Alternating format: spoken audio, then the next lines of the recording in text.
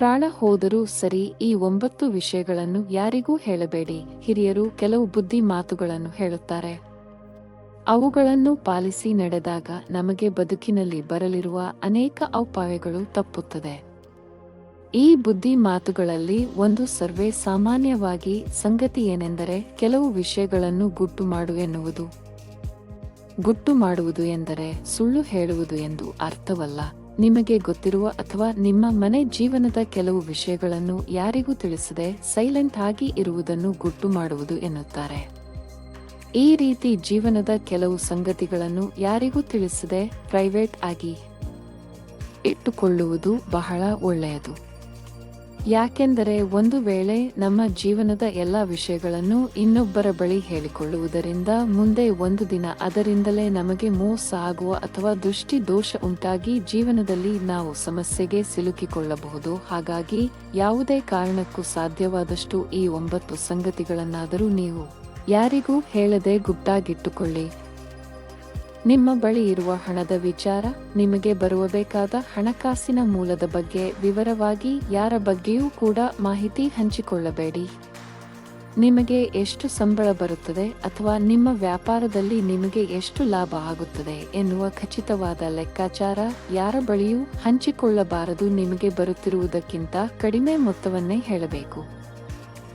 ನಿಮ್ಮ ಜೀವನದ ಮುಂದಿನ ಹೆಜ್ಜೆಗಳ ಬಗ್ಗೆ ಯಾವುದೇ ಕಾರಣಕ್ಕೂ ಯಾರೊಂದಿಗೂ ಹೇಳಿಕೊಳ್ಳಬಾರದು.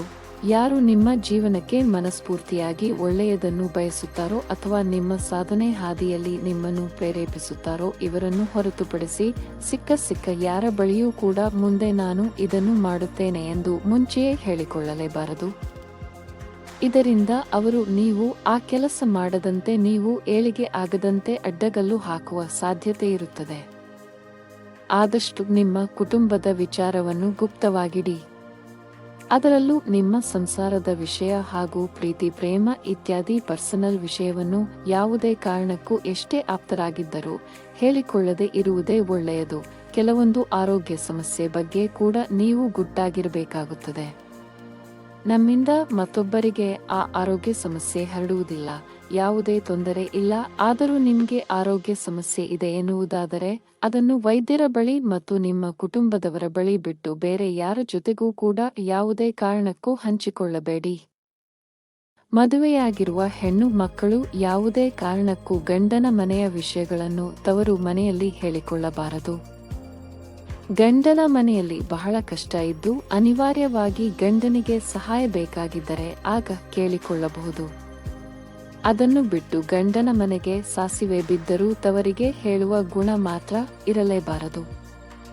ಈ ವಿಚಾರದಲ್ಲಿ ಆದಷ್ಟು ಗುಟ್ಟಾಗಿರಬೇಕು. ಸ್ನೇಹಿತರು ಹಾಗೂ ಸಂಬಂಧಿಕರ ಜೊತೆಗೂ ಕೂಡ ಗಂಡನ ಮನೆಯು ವಿಚಾರಗಳನ್ನು ಇದ್ದ ಹಾಗೆ ಹೇಳಿಕೊಳ್ಳದೆ ಇರುವುದೇ ಒಳ್ಳೆಯದು. ನಿಮಗಿರುವ ಬುದ್ಧಿವಂತಿಕೆ ಬಗ್ಗೆ ಯಾವುದೇ ಕಾರಣಕ್ಕೂ ನೀವೇ ಜಂಬ ಕೊಚ್ಚಿಕೊಂಡು ಹೇಳಿಕೊಳ್ಳಲು ಹೋಗಬೇಡಿ. ಇದು ಪ್ರದರ್ಶನ ಮಾಡುವಂಥದ್ದಲ್ಲ, ಕಷ್ಟ ಬಂದಾಗ ನಿಮ್ಮನ್ನು ನೀವು ಪಾರು ಮಾಡಿಕೊಳ್ಳಲು ಬಳಸುವುದಾಗಿದೆ. ಹಾಗಾಗಿ ಯಾವುದೇ ಕಾರಣಕ್ಕೂ ಇಂತಹ ವಿಚಾರದಲ್ಲಿ ಸಮಯ ಬರುವವರೆಗೂ ಸೈಲೆಂಟ್ ಆಗಿ ಇದ್ದು ಬಿಡಿ. ಧನ್ಯವಾದಗಳು.